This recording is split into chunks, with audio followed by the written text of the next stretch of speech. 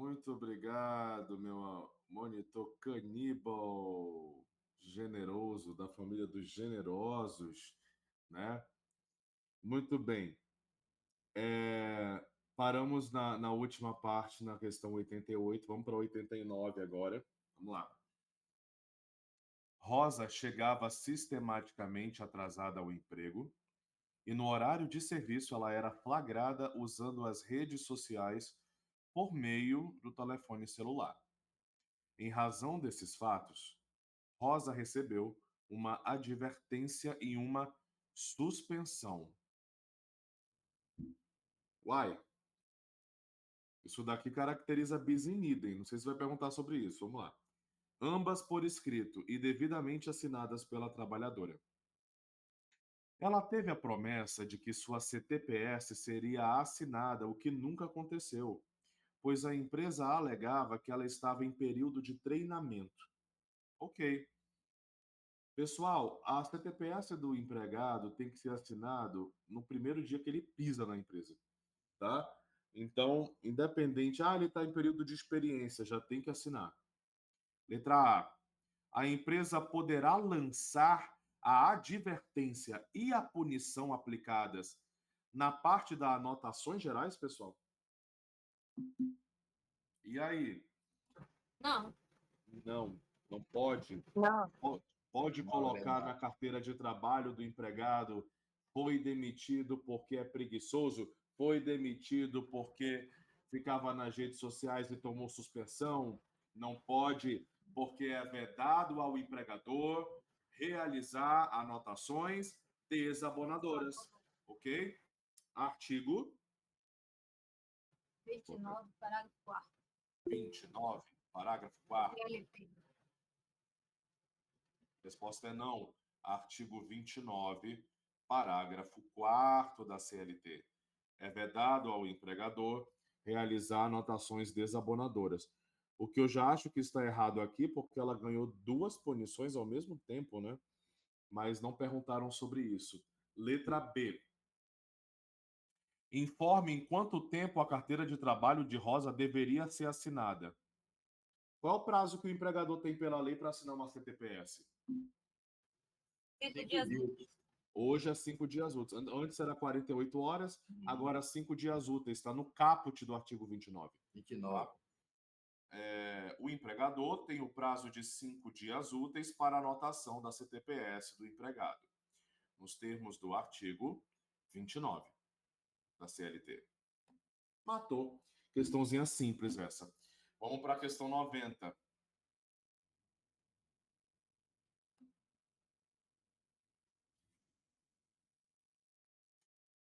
O bom de responder questão é que você trabalha como responder e, ao mesmo tempo, você aprende o direito material, né?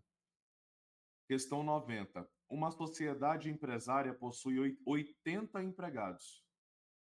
E considerando que na database, pessoal, é aquela data de reajuste, né? Na database da categoria não houve acordo sobre o índice de reajuste que seria concedido, 20 desses trabalhadores iniciaram uma greve, permanecendo em frente à sede da Rede Braços Cruzados, permitindo a entrada dos fornecedores, a saída dos caminhões, o ingresso daqueles que resolveram não participar do movimento paredista. Isso significa dizer que a greve até então é pacífica, né? A paralisação já durava 15 dias e continuava em curso, gerando considerável prejuízo financeiro. A sociedade empresária resolveu dispensar os grevistas por justa causa, além de não pagar a eles o adiantamento salarial de 40%, que normalmente concedia aos empregados no dia 10 de cada mês. Bom, aqui tem duas coisas, pessoal. Vamos lá. Greve, né? Primeira coisa, o empregado pode ser demitido durante a greve? Acabamos de responder uma questão sobre isso. Não pode, tá? Principalmente se a greve era pacífica, estava dentro dos conformes. Então, não pode. Ok, esses empregados que foram demitidos deverão ser reintegrados, tá? Mas em relação ao pagamento desse adiantamento aqui de 40%, o empregador tem alguma obrigação de pagar? Aí, não. Por que que não? Porque durante a greve, o contrato de trabalho dos empregados está suspenso. Então, eles não vão receber nada. Letra A. Como advogado dos empregados demitidos, indique qual é a tese que você sustentaria contra a dispensa por justa causa da sociedade empresária. Bom, pessoal, greve é um direito constitucional. O simples fato do empregado aderir à greve não caracteriza a falta grave. E ainda é vedado ao empregador dispensar os empregados no período de greve. Essa é a tese. Então, o simples fato dos empregados aderirem à greve não se considera falta grave. E o empregador é vedado ao empregador dispensar os empregados nesse período. Se eu for em greve, eu acho lá uma súmula que fala sobre isso. Qual é a súmula? 316 do STF. Súmula 316 do STF. Tem Ela fala uma que o fato do pacífica. empregado aderir à greve não é falta grave. O que mais que dá para colocar aqui?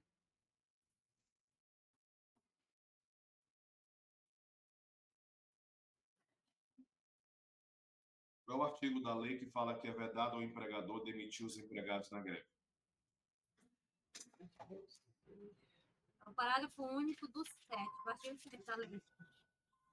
É vedada a rescisão de contrato do trabalhador durante a greve, bem como a contratação de trabalhadores substitutos, exceto na ocorrência das hipóteses do artigo 9 e 14.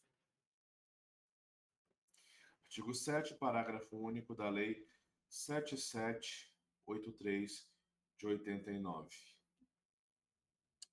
Ok? Letra B. Como advogado da sociedade empresária, indique qual é a tese apresentada para enfrentar uma reclamação trabalhista na qual os empregados grevistas postulassem o valor de adiantamento não pago. Pessoal, o contrato deles estava suspenso, né? Como o contrato está suspenso, então não são devidos pagamento de salários nem de nenhuma outra verba. É o próprio artigo 7 que fala isso, né?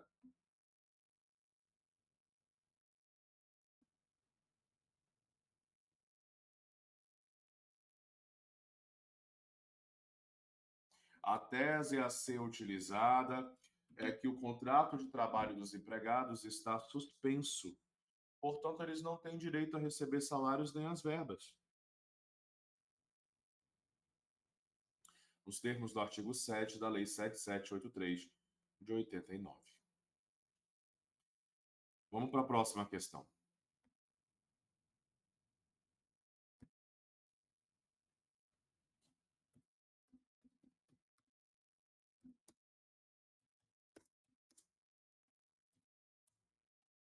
Cara, eu não sei se vocês estão sentindo, mas hoje, especialmente hoje, olha que eu dou aula já tem alguns sábados para vocês, mas hoje está muito quente aqui. Eu tô suando. Também. Tá bem quente aqui. Precisa beber água. Por isso que eu venho para cá, para o escritório, ligo o ar do homem lá, ele que paga mesmo.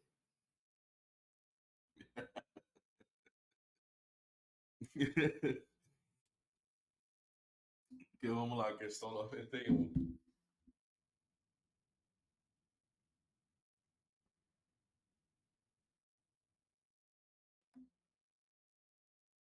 E também questão 92.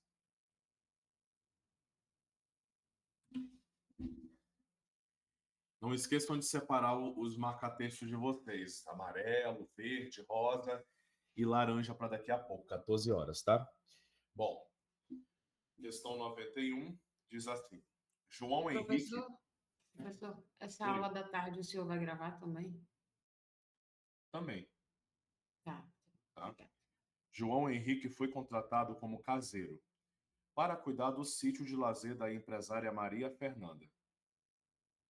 Ele deveria, para tomar conta do local, limpar a piscina, fazer pequenos reparos no muro divisório e cuidar dos jardins, de segunda a quinta. Maria Fernanda, bom, dá para ver então que ele é um empregado doméstico, né, gente?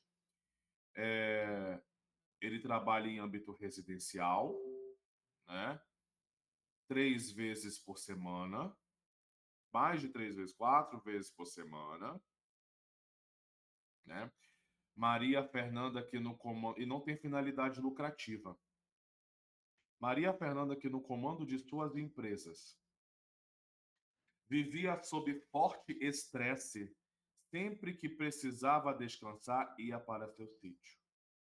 Ocorre que após 2 anos e meio de contrato, João Henrique veio a falecer.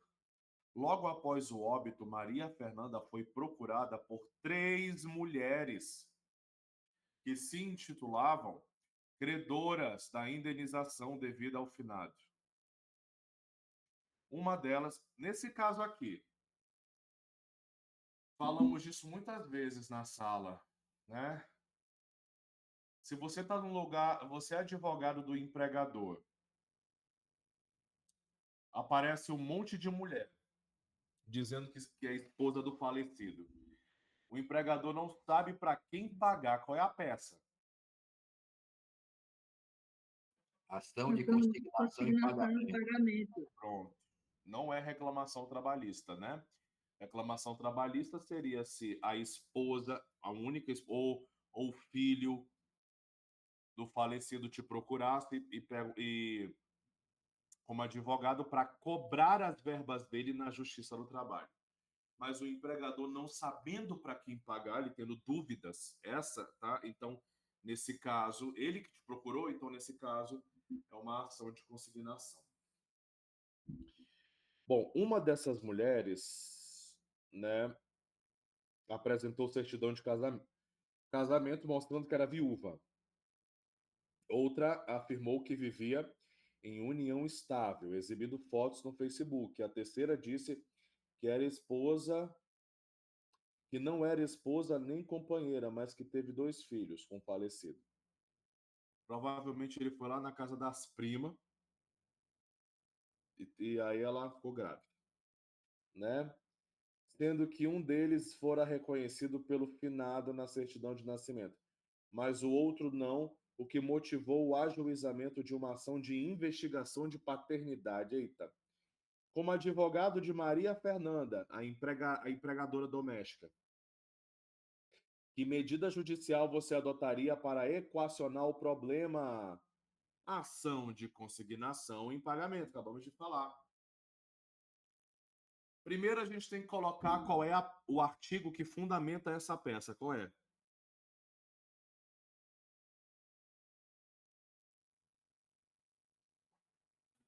É o 539 do CPC. Só ele, né? Ação de consignação, tá? Artigo 539 do CPC. Qual é o artigo do... Agora, beleza, colocamos a fundamentação da peça. Qual é o artigo do CPC que a gente coloca nos fatos da ação quando o empregado faleceu e o empregador não sabe para quem pagar? Qual é? O 547 do CPC. Isso aí. E artigo 547 do CPC. Ok? Letra B. Qual é a natureza jurídica do trabalho prestado pelo João Henrique? Bom, ele era um empregado doméstico, né? É isso. A natureza jurídica do trabalho prestado por João Henrique é de empregado doméstico, pois ele trabalhava mais de 2 vezes por semana em âmbito residencial, sem finalidade lucrativa. É isso. Colocaram que é doméstico? Qual é o artigo, né, que fala da Dos requisitos para ser doméstico, qual é?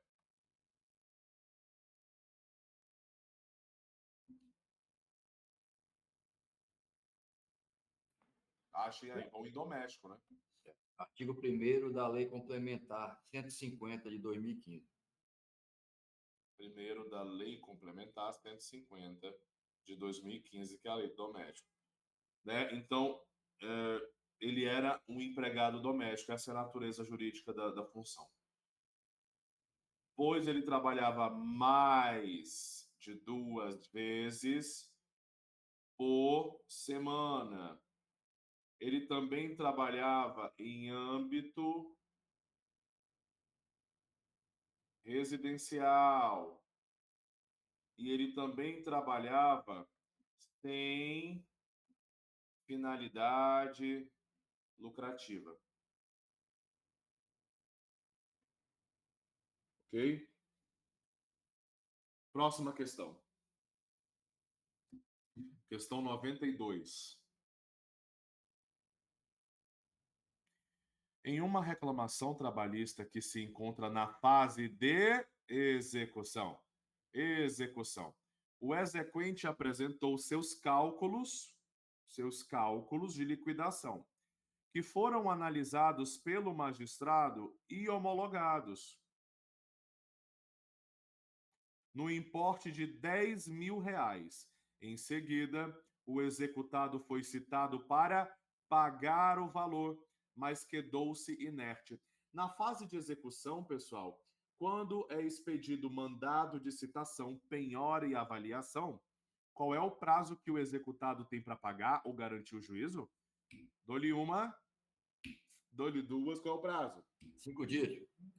Dou-lhe uma de novo, dou-lhe duas, para 8 pagar dias ou e 8 garantir o juízo em 48 horas. 48 horas, tá? Cuidado com essa confusão de prazos, para ele pagar ou garantir 48 horas, para apresentar embargos à execução 5 dias, tá? O juiz, em razão disso, acionou o sistema Bacenjude e conseguiu reter R$ 8.000. 10 dias após essa retenção, já está errado aqui, né? Primeira coisa. Acabamos de falar que o prazo para que o executado apresente embargos à execução é de 5 dias. Aqui está dizendo que foi 10 dias após. Já está errado, né? Outra coisa, para apresentar embargos à execução, o juízo, a execução tem que estar parcialmente garantida ou totalmente, integralmente garantida? Totalmente. Pronto. Então não adianta só bloquear 8.000, tem que bloquear os 10.000, que é o valor da condenação. Tá? 10 dias após, o executado ajuizou embargos de devedor, afirmando que as contas apresentadas estariam incorretas. Ok.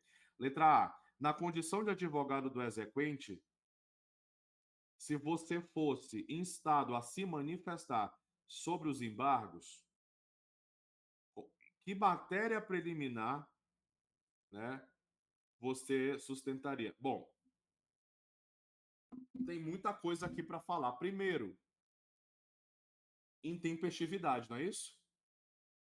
Primeira matéria que a gente alegaria, os embargos à execução são intempestivos, porque o prazo para a apresentação é de 5 dias da garantia do juízo. 5 dias da garantia do juízo. Aqui ele apresentou 10 dias.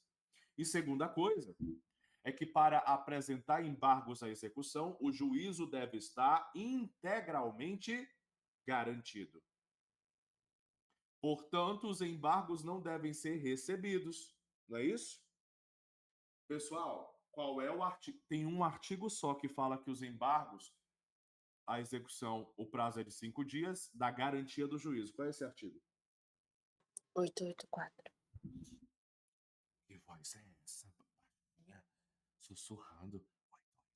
Nossa. Ai, professor, porque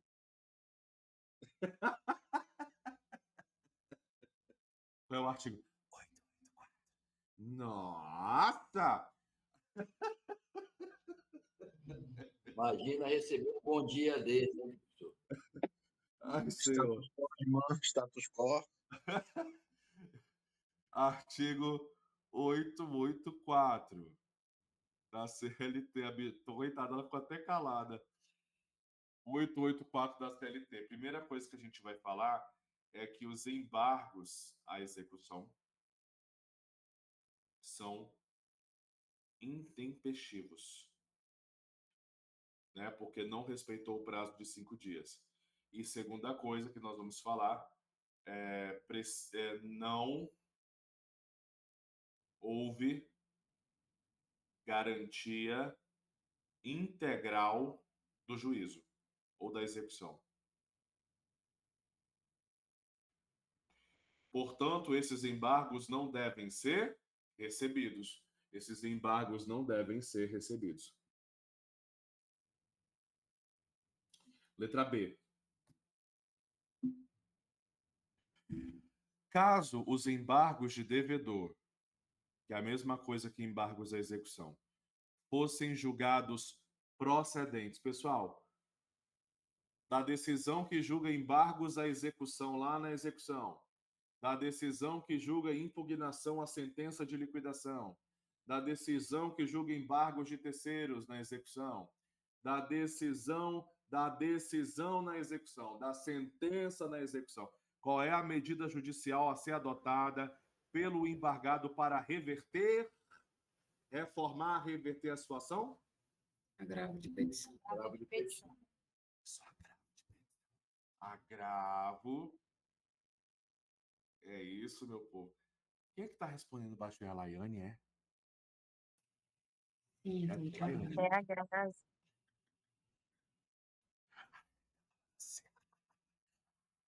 Tá? Agravo de petição. Professor, você é demais, velho. Qual é o artigo dessa peça?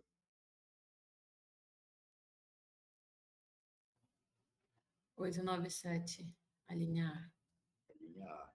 897, a linha A. Tá certo. Muito bem. É que nem acordar de manhã e falar assim, no ouvido da sua esposa, no ouvido do seu amor. Bom dia, meu amor. Eu trouxe café da manhã na cama para você. Eita! Assim que eu imaginei. Sonho de consumo. Se o cara fizer isso, meninas, vocês casam? Eu Se vier com detesto, porque chopp eu na não acordo hora. com fome. Eu não acordo com fome. Se fizer isso, eu só vou virar para outro lado e dormir. Como assim, minha amiga? Sério. Chope. Meu Deus do céu, mana. Te manda. Traz só Mana, o choppzinho a sujo, Renata já tá tá ótimo. demais, olha. Eu não consigo beber de manhã, não, cara. Só após as 3 da tarde. E olha lá.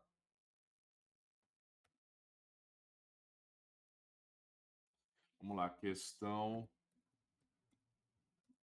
91 e 92. Vamos para a próxima.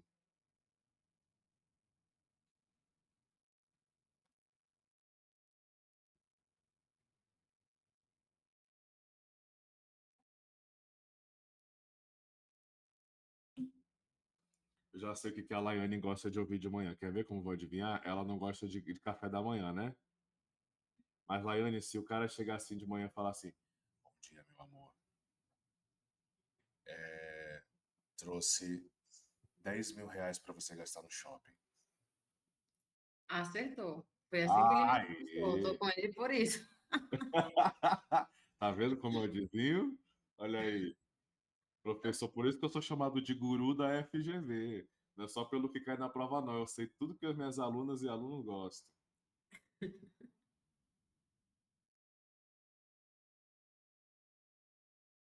O Plácido tá só rindo aí. O Plácido, eu sei o que o Plácido gosta. Quer ver como eu vou adivinhar? Plácido, Greenhouse. de manhã, assim, pela manhã. Gente, vocês não sabem como as pessoas estão ouvindo essas aulas. O Plácido de manhã, Rapidinho. rapidinho. Deus do céu! Pela fé. Isso vai pro Passada. YouTube! Professor, você vai ter que editar essa aula. Tem que fazer uns cortes.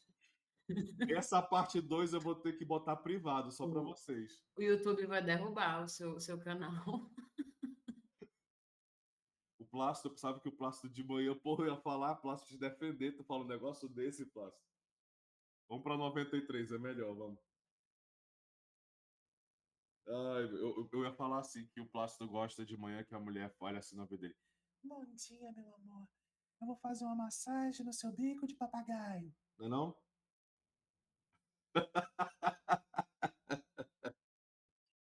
É por isso que gera uma rapidinha, professor. Meu Deus do céu. Seu Plácido, o senhor tá demais essa semana, hein? Eu adoro! Eita, Lelê! Isso só tem na PJ cursos e concursos. É cada descoberta que, meu Deus. Próxima questão, 93.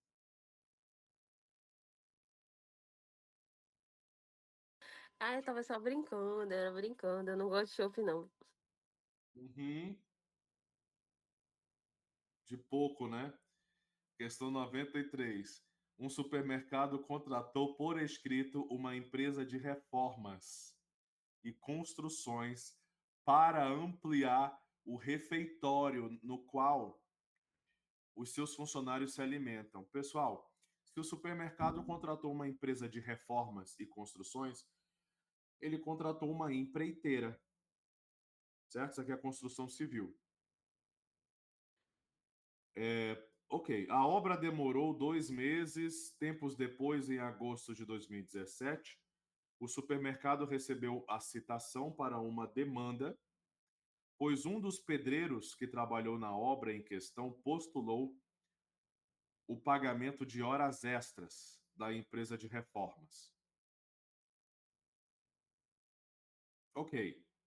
Ou seja, um dos pedreiros da empreiteira está cobrando horas extras dela, com responsabilidade subsidiária do supermercado. Pessoal, é aquela coisa que eu já expliquei para vocês na aula. O supermercado é o dono da obra. A empreiteira, se ficar devendo, como regra, o dono da obra não tem nenhuma responsabilidade, tá? Salvo se ele for uma construtora ou uma incorporadora, o que não é o caso, tá? Então ele não deve responder aqui. Letra A. Informe que tese jurídica você defenderia em favor do seu cliente. O seu cliente é o supermercado, tá? Ou seja, acabei de falar a tese jurídica, né? O dono da obra não tem qualquer responsabilidade no contrato de construção civil, salvo se ele for uma incorporadora ou uma construtora. Então, no caso do supermercado, ele não tem nenhuma responsabilidade, tá? Eu vou aqui, provavelmente deve ter isso aqui em dono da obra ou em empreitada. Qual é a fundamentação para isso?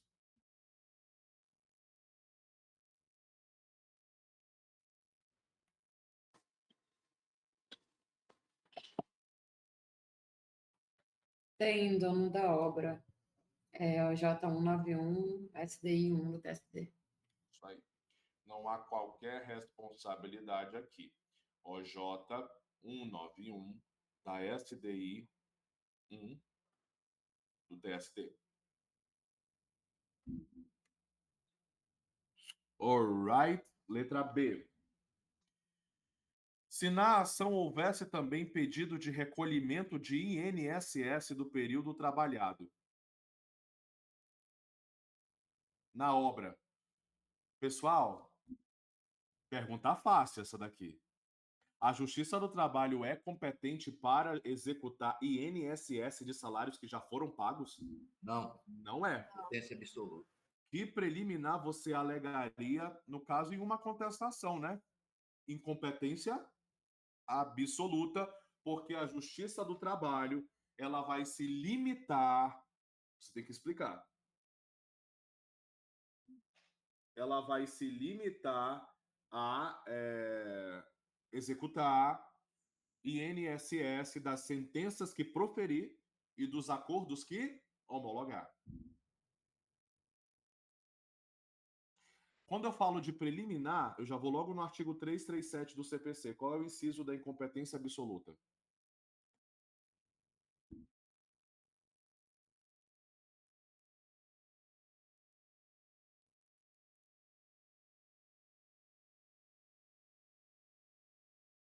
Bora? Qual é o inciso? 2. 2. Artigo 337, inciso 2 do CPC. O que mais que vocês acharam para isso daí? Para essa tese, né? A gente vai em contribuições, acho que deve ter em contribuições previdenciárias, não tem não? Ou em competência da Justiça do Trabalho deve ter. Vamos lá. A gente fez até remissão.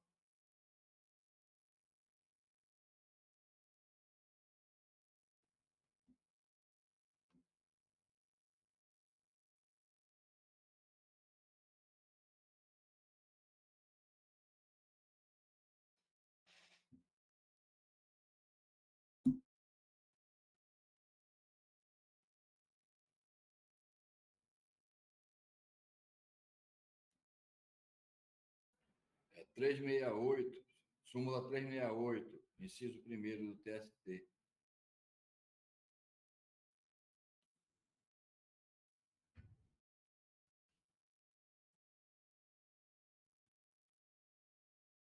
Súmula 368, inciso 1º do TST. TST, que mais?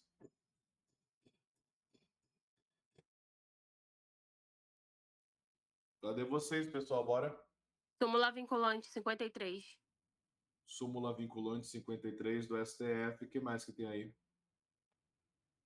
Artigo. Estão todos juntos. 114. 114. 114, inciso 8º da Constituição. Artigo 876, tem aí? Parágrafo único da CLT.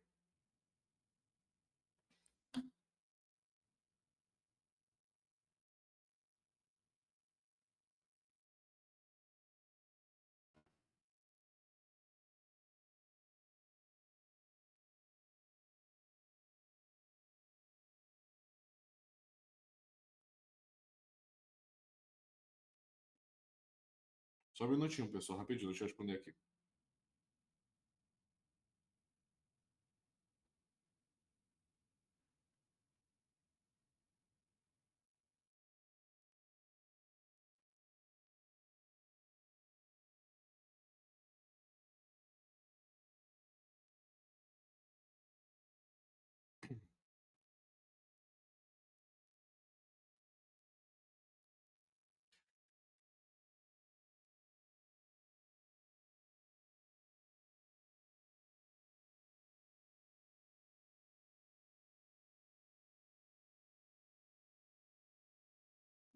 Só responder aqui a minha coordenadora do curso, pessoal, já rapidinho, deixa eu tirar o áudio aqui.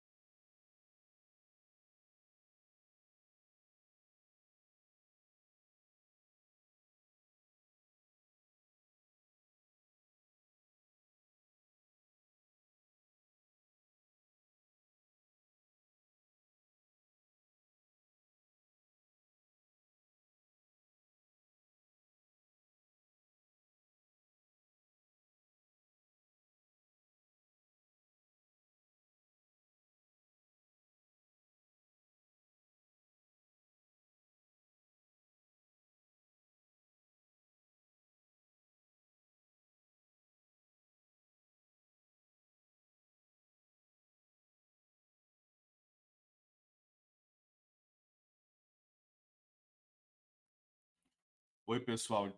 Voltando aqui, desculpa que eu estava acertando aqui as questões da primeira fase com a coordenadora. Já estamos fechando os horários dos professores e dá muita dor de cabeça esse negócio de fechar o horário de professor. Vamos lá. Questão 94.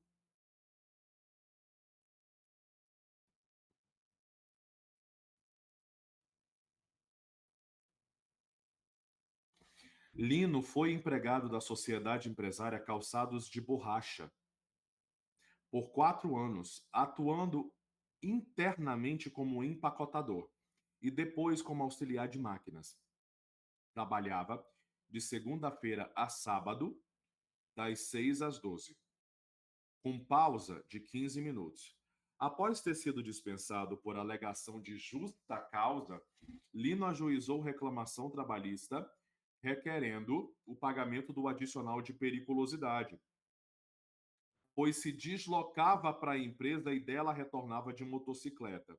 Bom, ele não tem direito aqui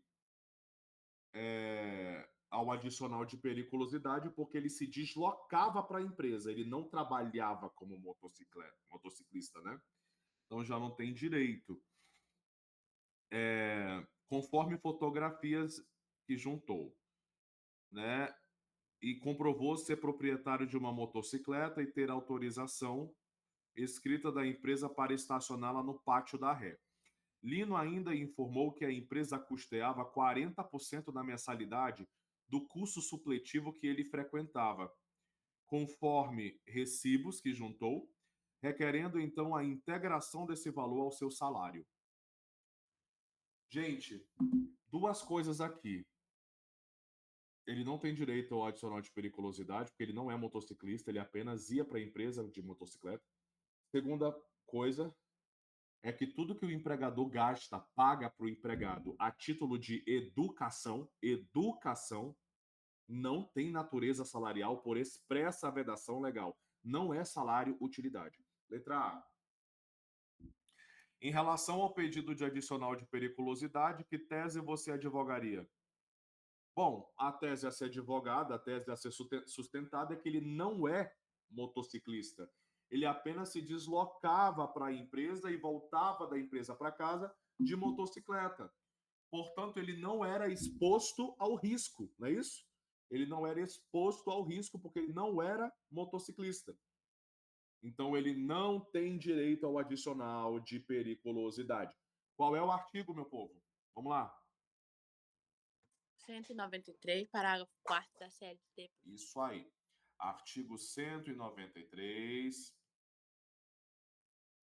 parágrafo 4º da CLT. Lino não tem direito, a tese a ser sustentada é que Lino não tem direito ao adicional de periculosidade, pois ele não era motociclista, ele apenas se deslocava para a empresa com a motocicleta, tá? Portanto, ele não ficava exposto ao risco de vida, nos termos do artigo 193, parágrafo 4º da CLT. Letra B. Em relação ao pedido de integração dos 40% da mensalidade, que tese você advogaria? A tese a ser sustentada é que tudo que o empregador paga para o empregado a título de educação não possui natureza salarial por expressa vedação legal. Qual é o artigo? É o 458, parágrafo Parágrafo 2º, segundo. inciso 2 da CLT.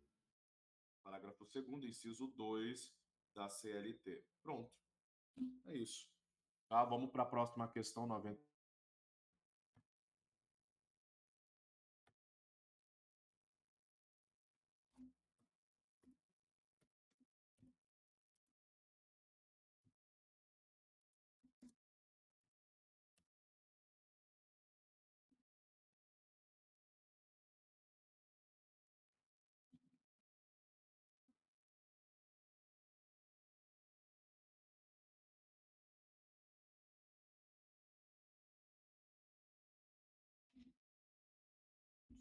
Sebastiana foi empregada da escola preparando para a vida limitada por 3 anos. findos os quais pediu demissão. 6 meses após a ruptura, Sebastiana ajuizou reclamação trabalhista, postulando o pagamento de horas extras, a devolução dos descontos salariais, que reputava ilegais, né? E o pagamento do adicional noturno. Em audiência, os litigantes conciliaram e foi feito o termo respectivo e foi homologado pelo juiz, pelo qual a escola pagaria R$ 5.000 em 2 parcelas e Sebastiana conferiria quitação geral. Presta bem atenção, já respondemos uma questão sobre isso. É possível que eu entre na Justiça do Trabalho, eu faça um acordo com a empresa e eu dê quitação geral, inclusive a verbas que não foram nem pleiteadas? É possível. É possível. Então a empresa diz o seguinte: beleza, eu fecho o acordo com você nesse valor, mas você vai também concordar que você não pode mais reclamar nenhuma verba, vai dar quitação geral, inclusive as verbas que não foram pleiteadas aqui no acordo. É possível. Se isso acontecer, tem efeito de coisa julgada, tá? 8 meses depois, Sebastiana ajuizou nova reclamação trabalhista, agora requerendo 13º, férias, enfim. Letra A. Na condição de advogado da escola, na defesa a ser apresentada, qual é a preliminar que você vai suscitar aqui para defender a escola, meu povo? Acabei de falar. Coisa julgada. Coisa julgada, preliminar de coisa julgada. Por quê? Porque Sebastiana deu quitação geral no acordo homologado em juízo. Qual é quando eu falo de coisa julgada, eu já vou lá no 337 do CPC. Qual é o inciso? É o 7º. 7. Ó, artigo 337. Tem algum parágrafo? Primeiro e terceiro, CPC. 7º, parágrafo 1º e parágrafo 3º do CPC. Também entra aqui de coisa julgada. Artigo 502 da do CPC. Também entra aqui de coisa julgada o artigo 5º, inciso 36 da Constituição Federal. Tem uma OJ que diz que se você fechar acordo, homologar acordo e der quitação geral, inclusive a verbas não pleiteadas, tem efeito de coisa julgada. Qual é essa OJ? 132. SDI 2 do TST. 132 da SDI 2 do TST. Tem lá no índice remissivo, professor. Coisa julgada, acordo judicial. Isso. Então, a preliminar a ser suscitada é a de coisa julgada, pois foi homologado um acordo judicial dando quitação geral, inclusive a verbas não pleiteadas na ação. Nos termos do artigo tal, aí coloca os artigos e a OJ. Tá? Letra B. Caso a preliminar fosse acolhida, qual é a consequência jurídica, né? Bom, quando a gente pede a preliminar na contestação, diante do exposto requer o acolhimento da preliminar e a extinção do feito sem resolução no mérito. Qual é a consequência jurídica? A extinção do feito. Vou botar aqui. Extinção do feito é a consequência jurídica.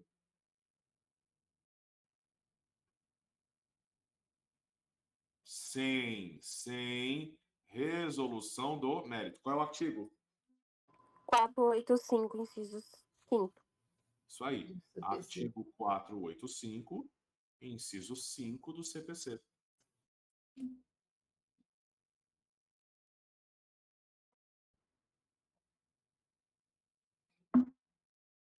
Questão 96.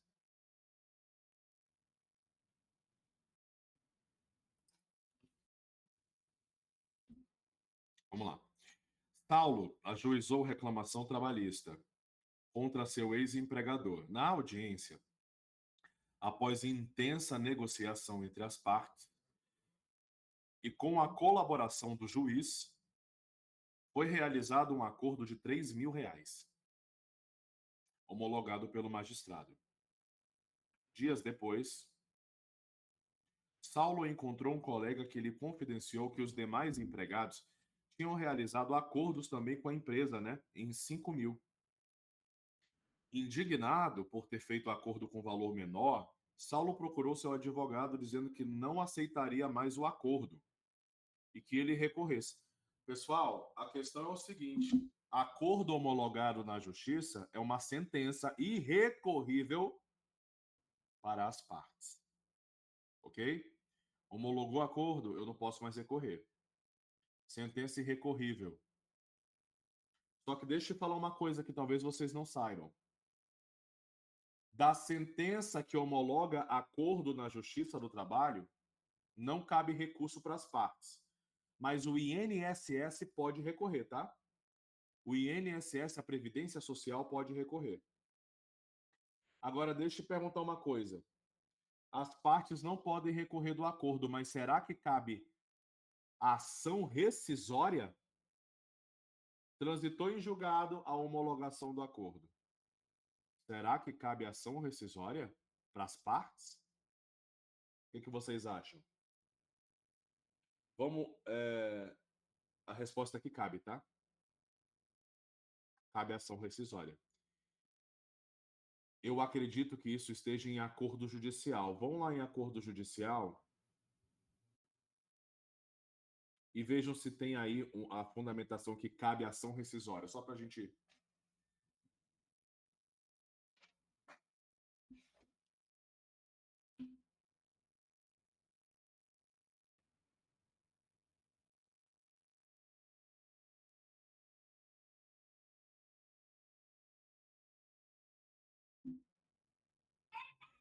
Súmula 259 do TST. Isso. A ação rescisória. Cabe ação rescisória dos acordos homologados. Isso mesmo. Súmula 259 do TST. Bom, só para que vocês saibam disso, tá? Letra A. Seria possível ao advogado de Saulo interpor recurso? Não, né? Não. Por que não é possível? Porque o acordo homologado na justiça é uma sentença irrecorrível para as partes. Né? Qual é o artigo que fala isso? 831. Da CLT. É o 831, caput?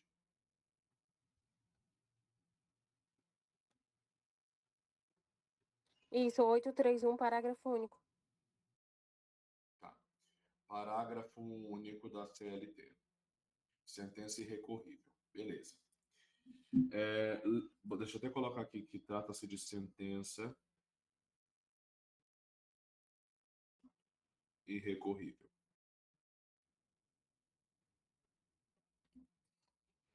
Letra B. Caso Saulo ajuizasse uma nova ação idêntica, né? Indique a preliminar, coisa julgada de novo, né? Se já transitou em julgado, fez coisa julgada. Eu acabei de falar. Se ajuizar nova ação, qual é a preliminar? Coisa julgada. Mesmo os artigos ali da letra A. A preliminar a ser suscitada é de coisa julgada. Artigo 337, inciso 7, parágrafo 1º, parágrafo 3º do CPC, artigo 502 do CPC, artigo 5º, inciso 36 da Constituição. Muito bem, meu povo, já está acabando essa chamada também. Eu já vou mandar o link para vocês lá no grupo. Vou encerrar essa, tá? A gente vai para a última parte da aula de hoje.